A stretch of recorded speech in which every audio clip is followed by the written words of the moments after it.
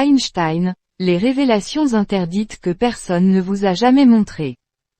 Et si on vous disait que tout ce que vous savez sur Albert Einstein est incomplet, que derrière le génie, derrière la légende, se cachent des secrets soigneusement effacés de l'histoire officielle.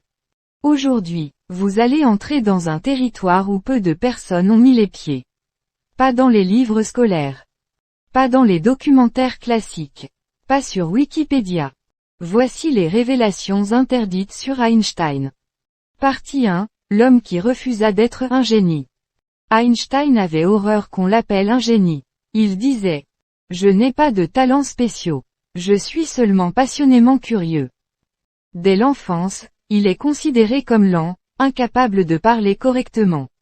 Un professeur dit même: « Einstein ne réussira jamais dans la vie. » Et pourtant, cet enfant, lent, allait changer le destin de la planète entière.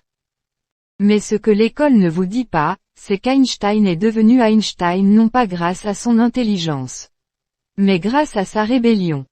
Il était contre l'autorité, il détestait qu'on lui dise quoi penser. L'imagination est plus importante que le savoir, disait-il. Partie 2, le secret de sa méthode, le cerveau qui imagina la réalité. Einstein ne travaillait pas avec des formules. Pas au début. Il travaillait avec des voyages mentaux. Il s'imaginait courir à côté d'un rayon de lumière. Il imaginait plonger dans un ascenseur en chute libre. Il imaginait tordre le temps comme un tissu. C'est comme ça qu'il a percé les secrets de l'univers, grâce à l'imagination, pas grâce aux maths. La logique vous mènera d'un point A à un point B. L'imagination vous mènera partout. Et c'est cette méthode qui a conduit à l'une des équations les plus puissantes de l'histoire. E égale mc2. L'énergie et la matière sont la même chose. Une feuille de papier, un grain de sable, une goutte d'eau, tout peut devenir énergie pure.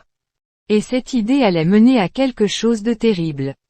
Partie 3, Einstein et la bombe atomique, le dilemme. 1939. L'Allemagne nazie est sur le point de maîtriser le nucléaire. Einstein, pacifiste convaincu, anti-guerre, anti-violence, est obligé de faire l'impensable. Il signe une lettre au président américain Roosevelt, l'avertissant du danger. Et encourage indirectement la construction de la bombe atomique. Oui. Einstein a participé au déclenchement du projet Manhattan. Mais la vérité interdite de l'histoire, c'est que il le regretta toute sa vie. Il déclara plus tard: « Si j'avais su,